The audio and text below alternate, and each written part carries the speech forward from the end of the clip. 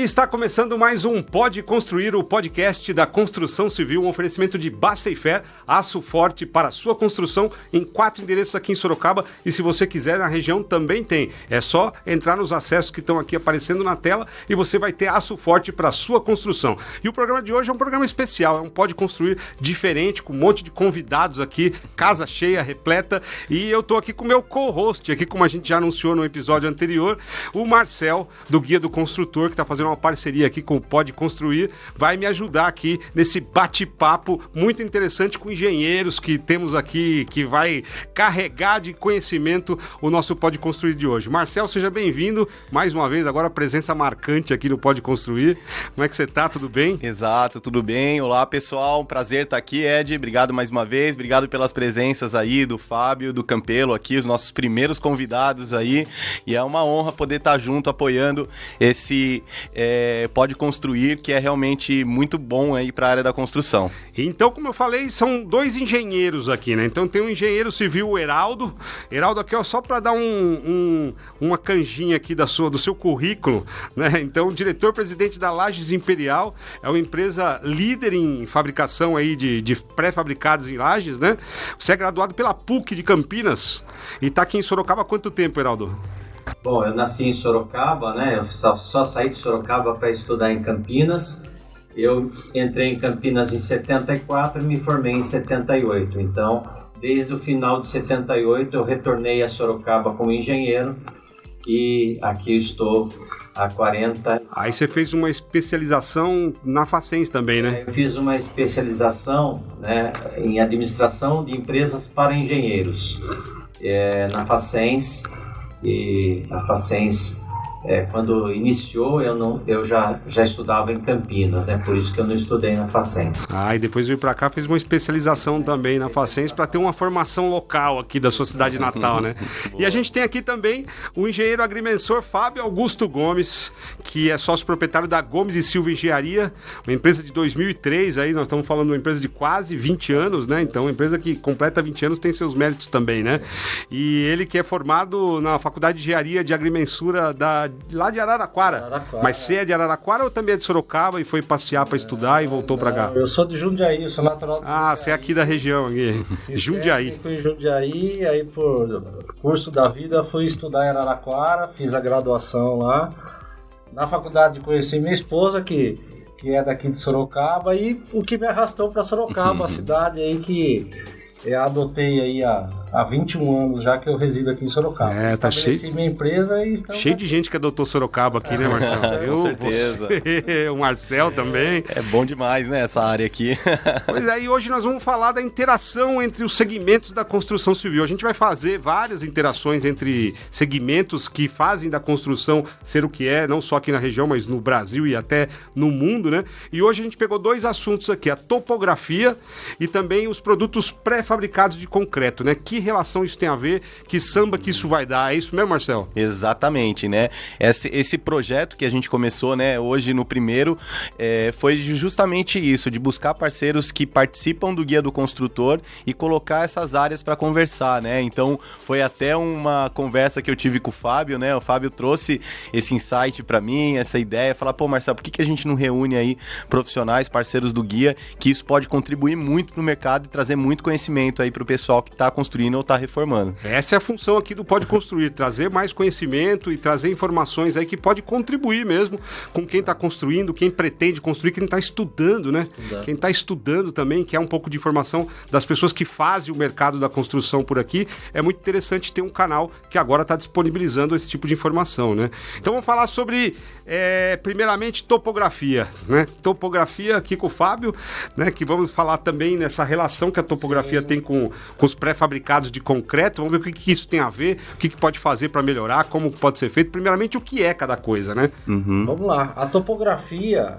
o básico aí que a maioria das pessoas conhecem, é o fazer levantamento do terreno. Do terreno, né? Colocar aquelas estacas, fazer a medição. Exatamente, né? Só que a abrangência da topografia, ela é grande. E foi o insight que eu tive para sugerir para o Marcel em mostrar a integração que ela tem, a interação que ela tem com outras disciplinas, com as outras áreas da construção civil. Podemos chamar de topografia o começo de tudo?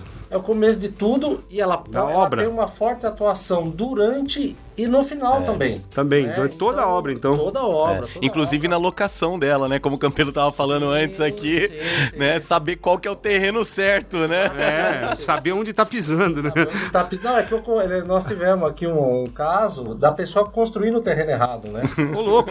Opa! exatamente. Construiu, levantou e foi levantando. Construiu no terreno errado, aí depois foi localizar, né? E aí o que acontece? Perde, né? A obra toda, ué. Como é que ele vai fazer? Tá no terreno errado. Né? Ali, Não dá pra arrancar assim e levar assim de caminhão e colocar no terreno certo? Então. então, assim, e aí então a sugestão, a ideia, né, é apresentar além dessa questão do levantamento topográfico. Então, por exemplo, dentro da área do Campelo, a topografia tem uma abrangência de atuação muito grande. Eu lecionei por 14 anos na Facens dando aula, por 5 anos na Uniso também dando aula, e eu procurava propor aos alunos e apresentar a eles essa questão. Topografia não é só para medir terreno, tem que interagir com várias áreas, né? E no caso aí do nosso episódio de hoje, nós vamos procurar trazer um pouquinho dessa interação que existem entre essas duas áreas. Tem gente que fala, mas topografia só fica na terra, não vai ao nível da laje. Vai também. E isso nós vamos saber hoje, então, como que ela vai, né? E a gente fala hoje de pré-fabricados de concreto, né? A gente imagina módulos, imagina aquele Lego, né? Onde você chega e vai montando, é isso mesmo? Como é que... Nós temos vários tipos, né, de pré-fabricados. Bom, primeiro só vou me apresentar aqui, Heraldo Riva Campelo, sou engenheiro civil, formado em Campinas, né, na PUC de Campinas, como ele já falou, e nós estamos trabalhando eu trabalho com laje desde 1978, quando eu retornei a Sorocaba. Pois é, já décadas. Passei a trabalhar com lajes, né, e depois, 3 anos depois, eu comprei a minha própria fábrica de laje, em que eu trabalho até hoje, sou diretor-presidente. Diretor técnico, né, e diretor-presidente. Você falou de laje e você já tá bem...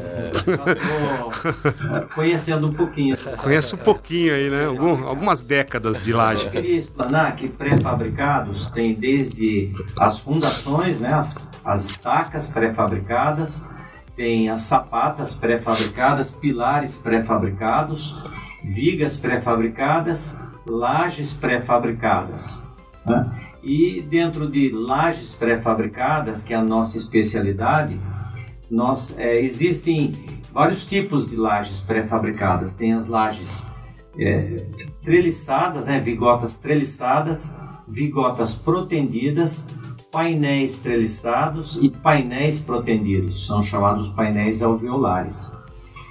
E esses produtos tanto podem atender obras residenciais, comerciais, industriais, como também pontes, galerias, obras de arte.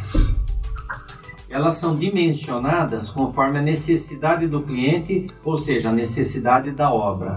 Então, se é para sobrecarga mais elevada, ou para uma sobrecarga padrão, vamos chamar assim. Então, são os tipos de pré-fabricados que existem no mercado. E a gente estava aqui fazendo essa integração entre os produtos, né? Entre a topografia, né? A topografia que eu adoro. Meu primeiro trabalho como engenheiro, estava comentando com ele, eu fiz todo o levantamento ali do Campolim no ano de 76. Nossa. Envolvendo ali desde o Boss. Só era um pântano ali. Um pântano. Desde o Boss até a Raposo Tavares, fechando aqui na Padaria Real aqui embaixo. Nossa, pegou? Que 7 alqueires de uma família, né, que eu prestei. Era tudo de uma única família? Eram os herdeiros, né, de um antigo proprietário. E eu fiz esse levantamento plano e altimétrico. Plano e altimétrico. Foi meu primeiro trabalho como engenheiro na topografia, né? Pô. Mas, assim, voltando... Né, então, se procurar, se tiver alguma coisa errada na topografia ali do Campolim inteiro, vai procurar o Heraldo. Depois disso, partiu para o loteamento. Então, eu só fiz o levantamento. Alguém loteou, né? Alguém implantou. Mas, falando assim, diretamente da área de pré-fabricados, especificamente da parte de lajes, né? nós temos essa integração, né? O índice de acerto inicia na topografia. Sim. Se a obra não estiver bem locada, a gente vai ter um alto índice de erros. Sim. E às vezes até é necessário desmanchar alguma obra por um erro de topografia. Como, erro de locação. como o Fábio falou, né? Não há um bom trabalho Sim. da topografia, ou quando simplesmente não há a topografia. Acham que não é necessário, né? Não precisa. Então, tudo é necessário, né? Faz parte da obra, né? Tudo faz parte da obra para que a gente tenha um índice de acerto e consiga atingir um resultado. Só dando uma parte aí, hoje nós temos edificações atingindo dimensões muito imponentes, né? Então entram alguns controles que a topografia fornece esses elementos para você monitorar uma edificação, que é para ver se ela está subindo no prumo. Você tá, por exemplo, a edificação apoia no solo, né? Por mais que você faça as sondagens do solo, mas o solo tem comportamentos diferentes em função das características dele, presença de água, o solo em si, né? Então, entra o campelo lá e a parte de estrutural, a topografia entra monitorando, controlando as dimensões e o comportamento dessa estrutura. Por exemplo, citando especificamente uma questão técnica, o chamado monitoramento de recalque diferencial. Eu não sabia que tinha uma topografia vertical, assim, pra saber se... Tem. É verdade, faz sentido, então, né? O prédio tá indo torto. Exatamente. Não, a topografia, você pode controlar, entre aspas, sem a topografia, num método expedito, rústico, mas a topografia tem ferramentas que traz valores com alta precisão. Sim. E a facilidade, né? Sim. Eu não preciso ficar pendurado. Isso desde sempre, Fábio? Já há muito tempo que se faz assim? Essa prática, a aplicação da topografia é muito pouco aplicada, tá? Ela é muito pouco aplicada na construção civil. Eu mesmo tenho empresa há quase 20 anos aqui em Sorocaba. Foram poucas os trabalhos que eu fiz de monitoramento de recalque e controle de verticalidade. Sim, eu acho que não tem um pouco essa cultura. Por isso que a gente também... Exatamente. É interessante a gente discutir isso, porque é informação, né? Então tem gente que não faz porque acha que nem existe. Exatamente. E, por exemplo, só vai associar, mas eu vou gastar com a equipe de topografia para ir lá. Mas se o seu prédio começar a sair do prumo, você começar a ter patologia que você tem que fazer reforço de fundação, vezes o cara, né, campelou. O gasto diária da equipe é compensado. Você está falando de dois fatores aí, né? Um pode ser o desconhecimento mesmo que existe esse serviço e o outro o valor. Vamos economizar. Muita gente não usa, por que eu vou usar também, né? Não caiu? Não caiu. Um detalhe, né? Que tudo é possível corrigir, né? Na construção é fácil corrigir. Exatamente. Mas às vezes a correção fica muito caro. Muito caro. Sim. O custo da correção fica quase o dobro. Cliente. Então, por exemplo, se o prédio saiu fora do prumo, vai gastar em reboque. Porque se você vai pôr uma pastilha, a pastilha vai mostrar o defeito. Então, antes de pôr a pastilha, tem de corrigir. E você vai corrigir com reboque. Então, aumenta o peso, né? Aumenta o peso, gasta consumo desnecessário de materiais. Então, tudo isso é importante na construção civil. Né? E as cargas começam a ficar elevadas. E a gente percebe, eu já tenho conhecimento de algumas obras em São Paulo, que você percebe que houve um erro grave no prumo, porque a grossura das sacadas, né, aparece a diferença da grossura nas sacadas por baixo. Então uma sacada tem 20 centímetros de espessura, a parede, e a outra tem 20 para dar uma compensada. Assim vai. Então você nota que houve um gasto desnecessário, um peso monstruoso adicional, né, desnecessário também. Só complementando aí o que o Campelo citou, e nisso surgem as patologias. Sim. E para verificar o comportamento dessas patologias, entra a topografia de novo. O monitoramento de recalque diferencial é para monitorar se na execução, na boa execução,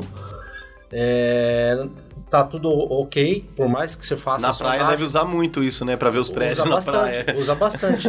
E aí tem a questão de quando ocorre, detecta-se a patologia, aí volta a topografia para verificar como é que tá. Tá recalcando. Recalcar é um afundamento, né? Vamos dizer na linguagem coloquial.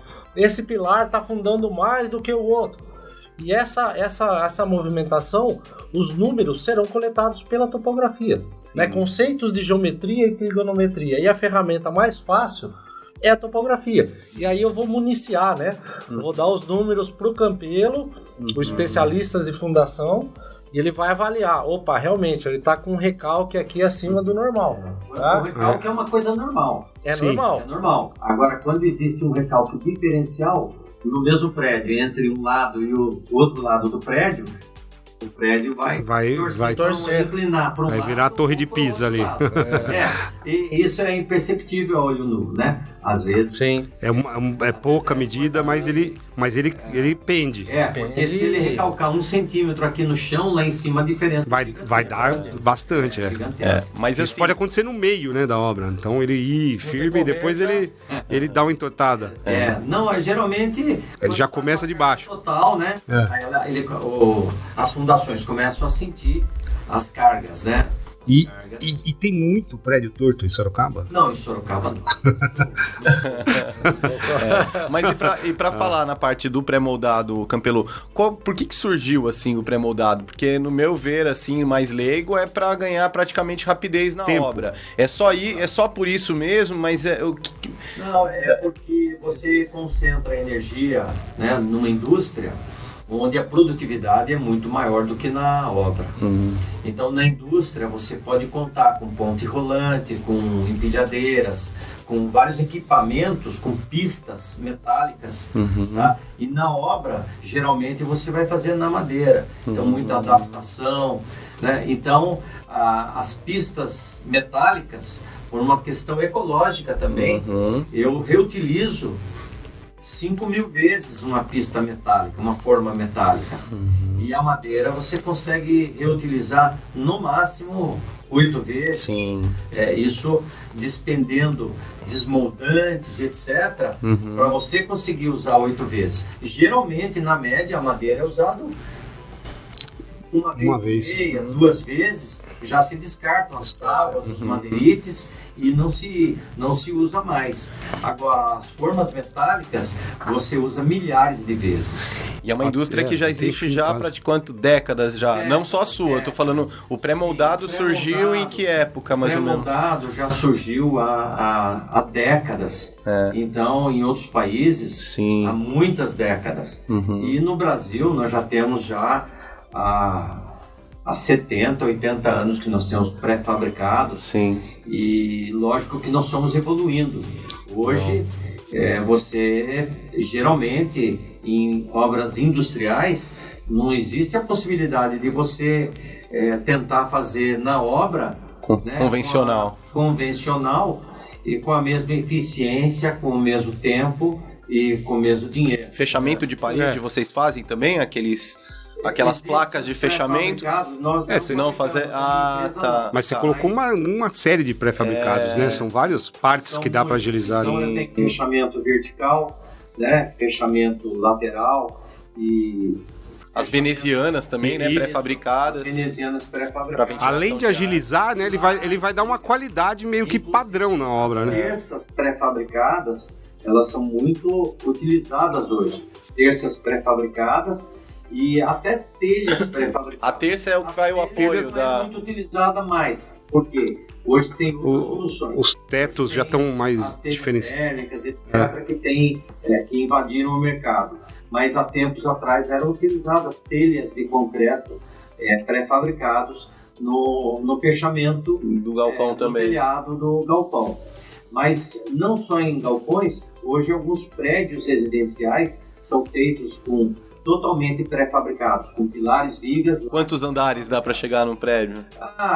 É possível fazer muitos andares, é o mesmo número de andares. Hoje a gente utiliza as lajes pré-fabricadas em prédios de muitos pavimentos, 30 pavimentos, 35 pavimentos, né? E é muito utilizado. Legal. ganhando velocidade na execução da obra, né? Eu falei, não é só a velocidade, né? Porque com o pré-fabricado você também ganha uma espécie de padrão, né? Você sabe que, que aquele modelo vai ser igual ao outro, que vai ser igual ao outro, não vai ter diferença não tem desperdício na fabricação, né? Eu tenho mais facilidade de monitorar, né, o cobrimento das armaduras, que é uma coisa muito importante na construção civil, para evitar corrosão e manutenção breve. Então, você fazendo pré-fabricado com o cobrimento monitorado na indústria, você consegue dar uma vida útil ao produto muito mais elevada. E quando você garante o produto, você trabalha com segurança e acaba tendo um custo menor. Quando você não tem segurança, você acaba majorando na obra para que você ao menos empate na qualidade. Sim. Aí você acaba majorando na obra. Então, no pré-fabricado, até existem normas para pré-fabricados diferentes das normas de construção convencionais, montadas em loco, na obra. Então você tem vantagens de utilizar o pré-fabricado, você pode utilizar menores cobrimentos, com isso a obra fica mais leve e com uma segurança muito elevada. Né? Bastante segurança. Deixa eu tirar uma dúvida, assim, eu tava com a minha namorada esses tempos, né, ela mora num prédio e sempre tem aquele problema da laje de cima que fica batendo, né, tec, tec, tec, tec, tec, tec, tec. E já existe algum tipo de laje que não imita ruído para baixo? Já tem algum estudo assim ou não? O isolamento acústico, né, ele é desejável, né? Então, nas obras mais modernas, o pessoal tem colocado uma manta por baixo da argamassa. Aquela lã de rocha, coloca algum material. O vinílico também é desejável. Ajuda. Por quê? Aquele salto alto. O cachorrinho de unha maior. Num porcelanato. Vibra de um jeito. É muito difícil eliminar o ruído. O ruído, né? Sim. É muito difícil eliminar o ruído. Então, é possível colocar uma lona, borracha, uma camada até de isopor. Tá. Existe a laje com elemento de isopor que ele auxilia nessa no isolamento acústico, né? E no térmico também.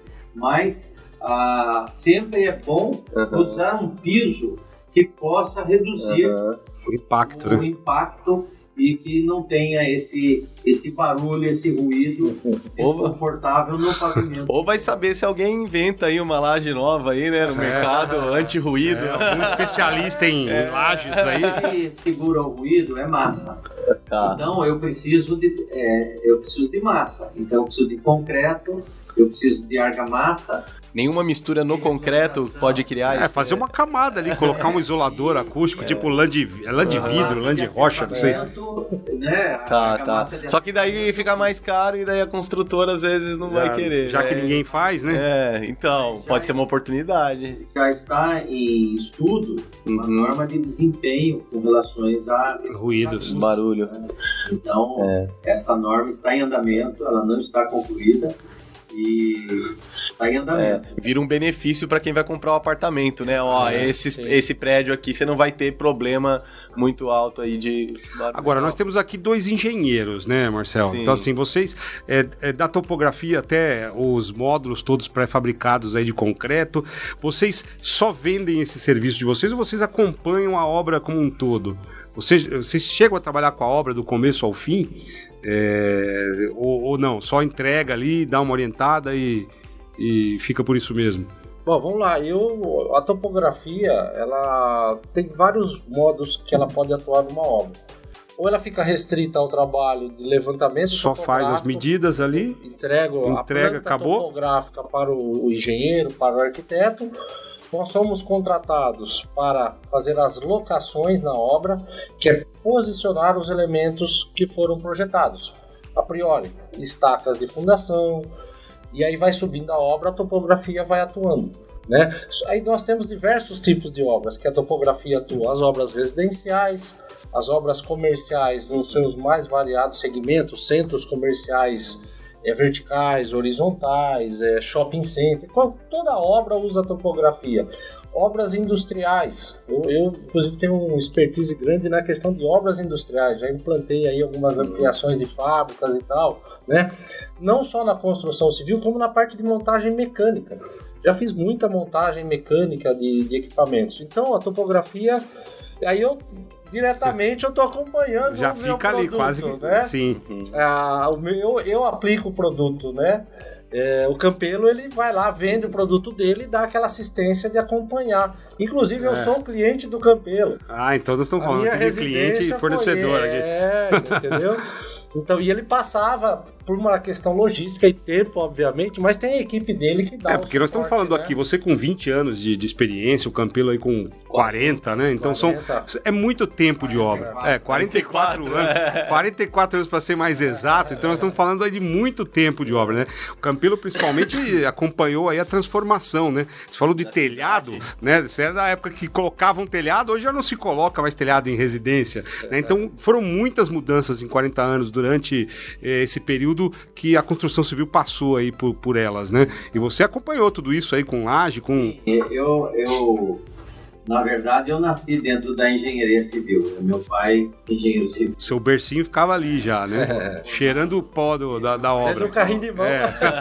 Nasceu no carrinho de mão, você não tinha carrinho de bebê. Ele chegou em Sorocaba em 47 e foi o primeiro secretário de obras aqui. Ou seja, né? Já vem de berço mesmo, né? Ele foi fundador da Facens, fundador da Fatec, e ele era engenheiro civil atuante. Ele executou muitas obras, muitos prédios ali no centro da cidade.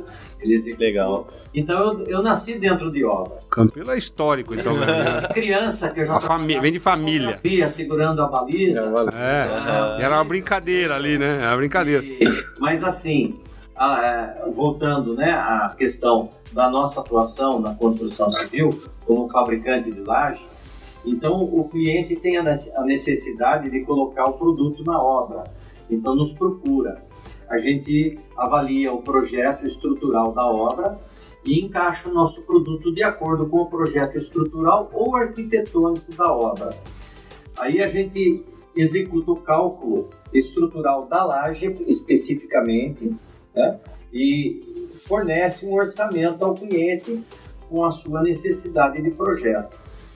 Partindo do fechamento, né, quando o cliente fecha um orçamento com a nossa empresa, aí a gente vai elaborar um esquema de montagem, porque o pessoal de obra, o empreiteiro, ou mesmo a construtora, precisa de um esquema de montagem com todas as informações técnicas para que possa atingir o objetivo, né? Quer dizer, chegar a montar a laje. Vocês levam o guindaste e tudo lá? Não, como é que é? Na verdade, a laje treliçada não precisa de guindaste. Tá. Às vezes, quando é prédios elevados, muito altos, são os painéis, aí sim. A própria grua da obra levanta, ou mesmo o Munk, né? Isso. Levanta e coloca na obra. Mas isso não é corriqueiro, esse não é o dia a dia. Normalmente, as peças treliçadas, elas descarregam de forma manual na obra, e o pessoal de forma manual monta em cada cômodo, né, os seus trilhos. E aí eles executam aquele esquema de montagem. Ou lajota, ou lajotas ou isopor, as telas soldadas, as armaduras complementares da obra, e depois fazem a concretagem da laje. Nossa, eu já vi um vídeo no YouTube dos caras concretando uma laje. Já devem ter passado pra você. E de repente cai tudo, cimento assim, um figura aqui. Aí é muito importante a presença da tela soldada, porque ela vira uma rede de circo. E o pessoal não cai no chão porque fica preso na tela. Fica preso, né? Mas o que aconteceu ali? Foi mal colocação de escoramento. Então a gente dá também a noção, né? A gente dá no esquema de montagem, já vai especificado a distância máxima entre linhas de escora para que o produto atinja o resultado que a gente tem por objetivo, né? Que a concretagem seja perfeita e não ocorra esse desabamento que você falou. Mas é lógico, eu já peguei nesses 44 anos de trabalho, muitos casos. Uma obra que o prego foi foi colocado ao contrário. Em vez de estar pregado da tábua para o eucalipto, o camarada pregou do eucalipto. Como que ele conseguiu fazer isso? Nossa, imagina o tamanho do prego, né? Então, o prego era pequeno. Então, a hora que você encostava no eucalipto, o eucalipto caía. Então, alguns absurdos nós já presenciamos. Mas imagino, né? Como toda área de prestação de serviços em geral, sofre com o profissional. É a primeira vez que ele estava montando uma laje. Por isso é que a gente tem fornecido sempre esse esquema de montagem. Ele é primordial e o pessoal, a gente põe até no plástico, porque se chover, ele não... Eu fiz aquela brincadeira no começo, falei de Lego, né? De pecinhas pra montar e tal. Então, chega a ser parecido mesmo, né? O cara monta, você manda com o esquema pra ele montar, igual se você recebesse um rack, uma mesa em casa. De criança, uma criança poderia montar. Sim, se fosse pequenininho ali, né? Pequenininho, né? A criança monta com uma facilidade. Agora, na obra, às vezes o pessoal encontra alguma dificuldade. E as perguntas, elas surgem. É interessante. Então, a gente está sempre à disposição para responder as perguntas, né? As dúvidas, tirar as dúvidas. O esquema de montagem tem por objetivo eliminar todas as dúvidas. Mas, lógico, sempre pode surgir uma dúvida. Sim. E a gente tem um departamento técnico, né? Hoje na nossa empresa nós somos em 3 engenheiros, né? E a gente está à disposição para eliminar as dúvidas que possam surgir. Isso é importante, porque se você não está do outro lado para atender o telefone e eliminar uma dúvida, às vezes a pessoa pode realmente, por equívoco, montar de uma forma errada. Sim, como qualquer coisa modular, né? Sim, se a pessoa não tiver ali um esquema ali, uma orientaçãozinha mínima para poder montar, ele pode errar. De forma bastante clara, sabe? Para que qualquer pessoa da obra possa entender. Diferente do Lego, nós estamos falando de concreto. Se ele montar errado, depois o prejuízo é maior. O Lego é só destarracha ali e tá pronto. Uma coisa muito importante que eu queria fazer, essa integração com a topografia, são os níveis. Quando você monta uma laje, por mais que você tenha montado a laje de uma forma bastante plana, né? Então você levanta as paredes e nivela. Monta a laje. Na hora da concretagem, se você não tiver alguma guia como referência, você começa a cometer erros de desnivelamentos. E aí você consome concreto a mais e depois... Piso caído assim, né? A água cai tudo. Gastar material para regularização, para depois poder colocar um piso nivelado. Então é muito importante o nivelamento, né, o perfeito nivelamento da concretagem. Nessa linha aí que o Campelo entrou, eu atuei na retomada do projeto do submarino nuclear em Aramar. Em Aramar, 2008. Aqui. Eu fiquei 2 anos prestando serviço dentro de Aramar, em 3 prédios lá. E num deles, que é uma subestação elétrica, nós fazíamos um acompanhamento durante a concretagem. Aí eu ficava um auxiliar, aquela capinha de chuva amarelinha, por causa da nata que desce, né, para não pegar a gente. E eu ficava com o aparelho lá, com o nível, e o auxiliar fazendo a leitura, e mais uma equipe de carpintaria, porque à medida que ia descendo o concreto, vai pesando, aí você tem o escoramento, que ele pode acomodar... aquela madeirinha ali que você coloca lá no escoramento, ela pode rachar. E aí, tem muito escoramento também metálico, né? Metálico, que é usado. Ali né, usava hoje. Só metálico. Só metálico? Só metálico tá, na marinha. Então o que acontece? Ela pode ceder um pouquinho. Sim. E eram grandes panos, né, Campelo? São grandes panos. Grandes panos falam grandes lajes, sim, né? São termos que a gente usa aí na engenharia. E se uma laje daquela, tinha laje lá que dava 40, 50 centímetros. Porque é uma instalação militar nuclear. Nuclear, né? Nuclear. Né? Então, mais peso cuidado ainda tem que ter. E aí nós ficamos lá embaixo conferindo. Opa, baixou um pouquinho, sobe o escoramento aí. Que é a chamada contraflecha, né? Porque a estrutura, a turma vê quando ela... O ideal é que ela fique na horizontal. Se você soltar peso, ela vai afundar aqui no meio, vai baixar. Sim. Então a contraflecha, antes da execução, você deixa para cima. Precisa prever já, né, o peso. Carga, ela fica na horizontal. Sim. De maneira coloquial aí, para que o pessoal entenda, né? E aí nós monitorávamos isso aí. Então a topografia aqui... E topografia tem muita tecnologia também, né? Usa drone hoje, né? Vocês conseguem fazer análise de drone. Como é que é essa parte de tecnologia? O drone entrou forte aí na área da topografia, né? Nós temos uma questão histórica aí, o avô, que é o Dolito. E depois vem as estações totais. Isso é novo também, né? Porque drone já não tem há tanto tempo, né? Exatamente. Aí vieram as estações totais, que é um teodolito eletrônico. Existe o teodolito eletrônico. Tá. Só que ele não tem uma caderneta interna. A estação total tem essa caderneta interna, onde a gente, em vez de ficar com a caderneta manual, né, fica armazenado. Aí veio a tecnologia GPS, que hoje a gente... Quem é da área técnica, a gente chama, o termo é GNSS, que congrega várias constelações de 4 países que tem um sistema similar ao GPS, tá? E o drone que veio agora, recente, aí para facilitar alguns levantamentos e algumas atividades nossas, né? Então a topografia, ela também avança. Só que cabe, só rapidinho, só que cabe dentro da construção civil... A tecnologia vislumbra, né? A gente está vivendo um mundo aí que a tecnologia vislumbra demais e acha que é só apertar botão. Então, os 44 anos do Campelo... Eu tenho 20 de empresa, mas eu atuo dentro da construção civil desde 92. Então, ou seja, são 30 anos também. Sim, bastante tempo. A gente tem uma jornada... Nós estamos falando com engenheiros aqui com muita experiência. Então, tem que tomar cuidado com isso. A tecnologia é ótima, ajudou e muito. Sim. Só que só apertar o botão sem ter um conhecimento, por achar que apertou o botão resolveu ainda está um pouco longe disso, né? Talvez até chegue. Mas eu acredito que ainda precisa um pouco da visão do profissional ali, né? Sim, uma coisa importante, né, que ele citou, temos vários vãos, né, de obras. Então, às vezes, você tem um vão grande a vencer. Nós já fizemos lajes até com 17 metros de vão livre. É um vão enorme. Na Maria, nós pegamos esses vãos aí. Vão enorme, a laje dá 55 de altura, 55 centímetros de altura e um peso gigantesco.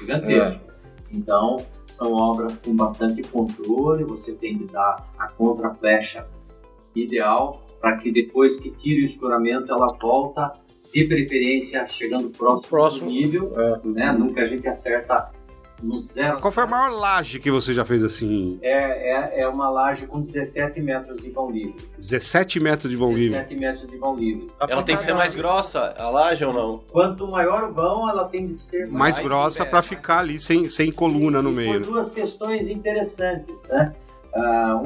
Nós fizemos 2 lajes com esse vão aproximadamente 17. O MASP é quanto em São Paulo? Em São Paulo, acho que... Para ter uma comparação. Próximo de 100 metros. Né? Caramba! Mas lá é protendido e é preso pelas vigas. Por cima. Ele tem um encaixe assim, né? Não significa que a laje de baixo vença esse vão. Entendi. Ela não seria capaz de vencer. Tem uma outra jogada, então. Ela tem os tirantes que seguram. Agora, as lajes com 17 metros de vão, nós fizemos uma grande escola, né? Em que as salas de aula são em cima e embaixo é o anfiteatro. E o anfiteatro precisaria desse vão de 17 metros. E uma outra obra que nós fizemos, residencial, com um outro aspecto totalmente distinto. Não podia ter pilares. Né? Não por uma simples questão, não quero ter pilares. Aqui não podia mesmo. O cliente ele precisava aguardar os 2 helicópteros. À noite, ele precisava aguardar na garagem.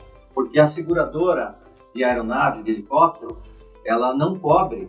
Se ficar na rua. De madrugada tem uma árvore sobre o helicóptero, a seguradora não cobre. Ou seja, ele não poderia estacionar na rua.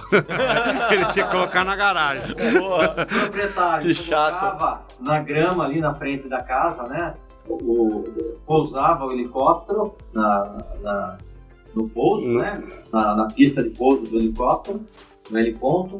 E depois recolhia com um tratorzinho. Com um tratorzinho ele levava para dentro da garagem. Dentro da garagem. Sem coluna. Que é questão obrigatória em relação a seguro de aeronave. Eu quero ter um problema desse qualquer dia. Aí não podia ter coluna. A garagem dos helicópteros. Sem coluna. Embaixo do terraço das 5 suítes que tinham. Chamaram o Campelo e falaram, resolve isso aí pra mim, Campelo. É uma obra bastante Não era eram 2 helicópteros ainda. Nossa! São obras... Hoje eu vou com o azul. Hoje Hoje eu vou com o helicóptero... Utilizações distintas. Sim, sim. Agora, em grandes vãos também já fizemos tabuleiro de pontes, viadutos, fizemos com lajes treliçadas, onde passa caminhões de 3 eixos, categoria TB45, é o termo técnico, né? E lajes para grandes sobrecargas. Algumas pedreiras, nós fizemos uma laje para pirâmide de pedras, mesmo estoque de pedra para moagem. Né? Então, muro de arrimo também. Muro de arrimo. Muro de arrimo é um produto que a nossa empresa que desenvolveu no mercado brasileiro. A placa dupla para cortina de concreto. Aqui em Sorocaba, várias construtoras utilizam, mas em São Paulo é o nosso carro-chefe. Nossos clientes, o grande número de obras que a gente atende são as construtoras de São Paulo. Legal. E aqui em Sorocaba fizemos vários shopping centers com essa contenção. Né? Entendi. Que geralmente é acabado perfis metálicos no perímetro e encaixa a placa dupla para a cortina. Então, antigamente se usava um painel simples e eu, olhando esse tipo de utilização, desenvolvi a placa dupla para a cortina de concreto. Isso faz aproximadamente 25 anos. Mas você não instala, né? Você só entrega lá e o pessoal tem que ter especialização para... Até 10 anos atrás, você instalar, eu tinha uma construtora. Então por isso eu perguntei. Eu aposentei de obras. Mas você acaba tendo que olhar, ficar observando. Né? Mas a gente dá toda a assessoria. Legal, suporte. E a gente desenvolveu esse produto no mercado brasileiro. Somos líderes pioneiros de mercado nesse segmento. Que bacana. Atendemos não só o estado de São Paulo, já atendemos algumas obras fora de São Paulo, Rio de Janeiro. O nosso patrocinador aqui é a Baceifer, trabalha com ferro e aço. Em todos esses pré-moldados de concreto vai ferro aí nessas treliças, vai aço. E eu sou cliente deles. Da Baceifer lá, ó, Cazu, Rocha. Vivo com eles e compro algum material com eles. Ele pré-fabrica o aço. Porque você vai colocar ali no concreto ali. Pré-fabricante de aço, eu sou pré-fabricado de concreto. De concreto, exatamente. Então, nós não competimos entre si. Muito pelo contrário, acho que é até um casamento ali, porque você usa produto ali no meio dos pré-fabricados. E em algumas coisas nós somos até concorrentes, né? Ele vende tela soldada, eu também vendo a tela soldada, mas a gente não briga. Sim. Porque o ferro e o aço também é muito importante, né? Nesses pré-fabricados, onde se você usar ali também um ferro, um aço de má qualidade depois, é problema para você, inclusive. Porque como você está vendendo os pré-moldados, você tem que colocar ali algo que tenha muita qualidade, sempre, né? Todo aço para construção civil, ele atende às normas da ABNT. Então, tem o aço CA50 e o aço CA60. São os mais utilizados. Aí depois vem cordoalhas e tal, que é para obras de protendido. Mas assim, no arroz com feijão, assim, sim. É o CA50 para a obra e o CA60 para o fabricante. Essa diferença, para facilitar o entendimento, a diferença entre um e outro é que o CA60 é 20% mais resistente à tração do que o CA50. Então, a indústria usa o mais resistente, a obra geralmente já usa um CA50, menorzinho. é mais fácil de dobrar, tem uma facilidade na dobra. Sim, no corte, dobra, no manuseio, né? Obras menores, assim e tal. Não só obras menores, mas as bitolas, né? As bitolas maiores, geralmente é CA50, que tem mais facilidade para manuseio. Muito bem, Ed. Acho que o papo tá bem legal aí. Acho que muita informação. Acho que a gente já tá caminhando aí pros minutos finais aí, né? Sim, topografia e assim, pré-fabricados de concreto é um assunto que a gente nem imaginava o quanto isso ia dar de assunto aqui. Mas com certeza, trazendo pessoas com experiência, a gente percebe que realmente tem muita coisa para se discutir em construção civil, né? Eu queria, assim, tentar fechar assim com uma pergunta. A gente falou muito sobre a parte parte de profissionalização, né? Sobre a importância do pessoal saber o que está fazendo na área de vocês. E para o pessoal que está escutando aí, o que vocês indicam aí para quem está buscando conhecimento, tanto na parte de pré-moldado quanto na parte de topografia? Se existem cursos técnicos na área que vocês indicam, cursos aqui em Sorocaba, ou se até mesmo vocês já pensaram em criar um grupo para ajudar a compartilhar esse conhecimento, porque na minha trajetória aí que eu tenho nesses 20 anos no guia, assim, eu vejo muitos profissionais realmente falando que um dos calcanhares de Aquiles do mercado da construção é a falta de capacitação dos profissionais, né? Mão de obra. E eu tenho uma parceria muito grande com o Sebrae e com o Senai aqui de Sorocaba, e é muito legal a gente ver, né, que existem, mas e aí, para a área de vocês, o que vocês indicam aí? Olha, na topografia, como eu falei, né, eu lecionei na Facens, lecionei na Uniso, e eu gosto de dar um tom mais leve na aula, no aspecto que eu dava aula à noite, né? E eu brincava com os alunos que você falava para eles, vocês estão diante de uma espécie em extinção. Porque o curso de agrimensura, para vocês terem ideia, eu infelizmente tomei conhecimento que a faculdade onde eu estudei pediu baixa do curso que eu fiz. Foi o primeiro do Brasil a ser homologado pelo MEC. No Brasil, eu preciso confirmar, mas acho que nós temos 12 ou 13 instituições de ensino superior de engenharia de agrimensura. Aí tem engenharia cartográfica. Então não é topografia, é engenharia. Não, topografia é uma ferramenta dentro da agrimensura, das geociências, né? Entendi. Aí tem os é difícil técnicos. Um jovem, tipo, acordar e falar assim, eu quero ser engenheiro agrimensor. É difícil. Da onde que veio essa vontade? Vou trabalhar com topografia. Nossa, meu sonho é trabalhar com topografia. Não tem, né? É até comum, né? Sim, comum, até tem bastante, mas não tem jovem que fala assim, eu quero seguir uma carreira em topografia. É isso que é até um pouco complicado, difícil, porque tem muita gente que enxerga, eu vejo lá o pessoal, quanto ganha? Eu vou trabalhar de auxiliar. E aí a pessoa aprende um pouquinho superficialmente. E já fala que sabe. E já fala que é agrimensor, que nem a turma que põe a colher no bolso e já fala que é pedreiro. Né? Então é uma área carente de instituições de ensino. Tá. Eu tenho um desejo muito grande, eu estou matutando algo no segmento para lecionar, voltar a lecionar, mas com formato próprio. Legal. Né? É uma área que eu adoro lecionar. Né? Gosto de transmitir agora você tem muito esses cursos online, né? Então fazer os infoprodutos aí, mas o foco eu imagino que nessa praia precisa ter muito loco ali, né? Sim, bastante, né? Ser um híbrido. Mas o que acontece, o que eu vejo no mercado também é muito ensinar, usar o aparelho e fazer desenho. Usar o aparelho, que nem celular. Você tem Android, você tem Apple, quais são as plataformas. Os botões ali, o volume e tal. Exatamente, né? Então, as peculiaridades é que vão fazer a diferença. Né? Até lançar uma ideia aqui rapidinho pro Pod, eu já tinha pensado nisso. Nós temos uma figura ilustre aqui como Campelo. Olha a história da engenharia que nós temos. Trazer figuras da engenharia de Sorocaba, para contar causos, enriquecer aí a questão da... Sim, eu acho que aqui é o começo, né? É o começo, né, Fábio? Aqui o Pode Construir está começando ainda. Então, esses assuntos, a ideia é realmente essa. Para nós, que estamos participando hoje aqui, é uma grande satisfação. Com certeza. Estar conversando, né? E que as dúvidas venham. Sim. As pessoas podem ter dúvidas. Pode participar aí no canal, colocar sua pergunta aí, que ela vai chegar aí para... Nessa questão, né? As faculdades de engenharia civil, agora já... perceberam um pouco. Já colocam alguma coisa dos pré-fabricados. Quando eu cursei, não tinha. Pré-fabricados. Então, tive de aprender na raça. Né?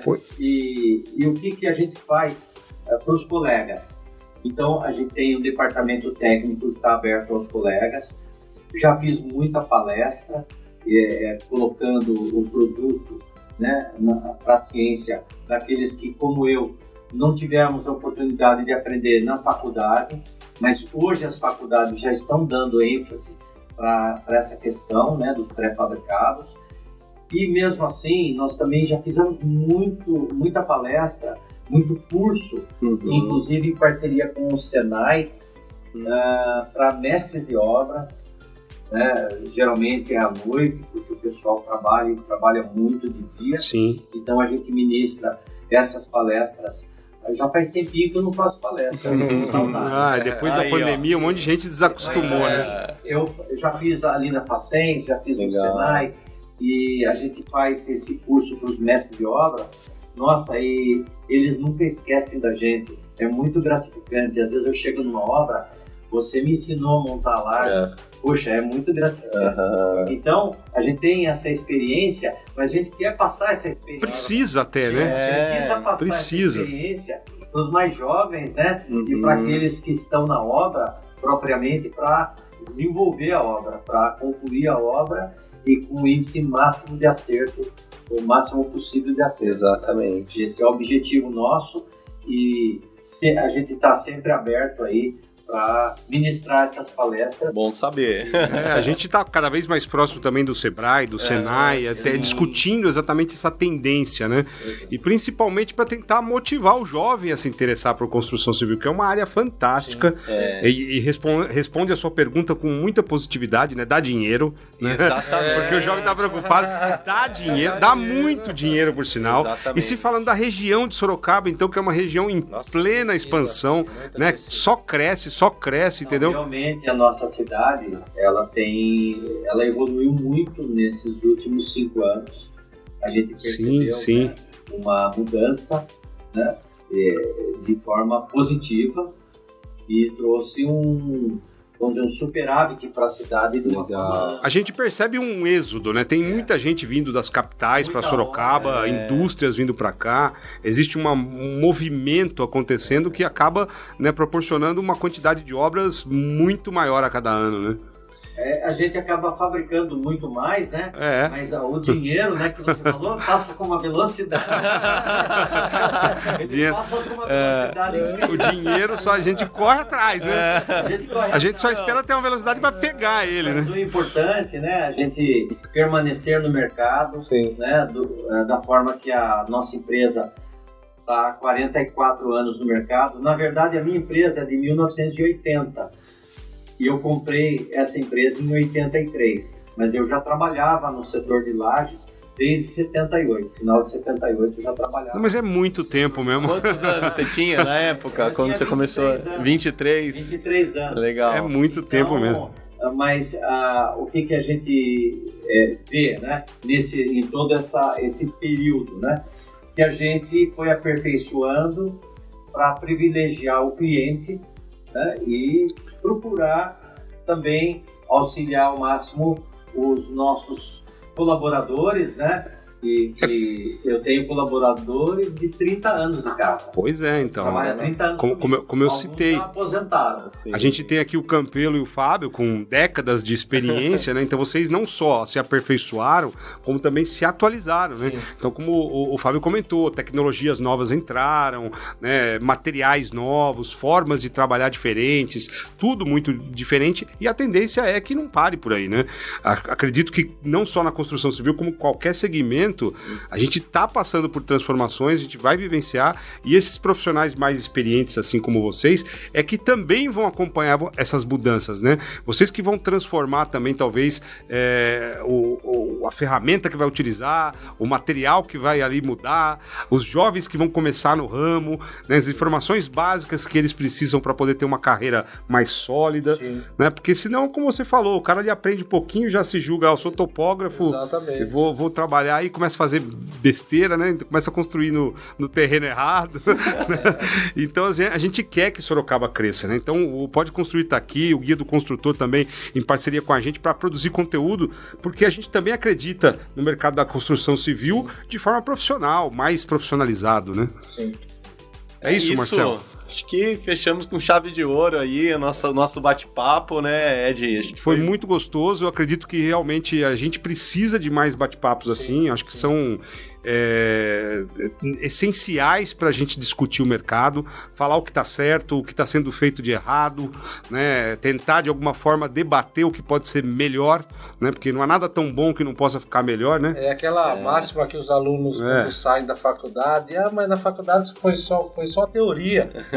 Tem que pegar a prática. Vamos discutir a prática aqui com quem faz o mercado. Então, inclusive para quem está escutando a gente aí, assistindo, tiver ideias, né, sugestões, mandem aí nos comentários, né, que assuntos vocês querem mais saber, pra gente poder estar sendo orientado. As polêmicas todas aí da construção civil, o que está sendo discutido, o que vocês acham que está errado, o que pode melhorar, porque da mesma forma que eu falei, não há nada tão bom que não possa ficar melhor, mas tem obra que também o contrário prevalece também, né? Não há nada tão ruim que não possa piorar, né? Então a gente está aqui para melhorar, né, Campelo? Últimas palavras aí, considerações aí, para a gente poder encerrar aqui com as considerações finais.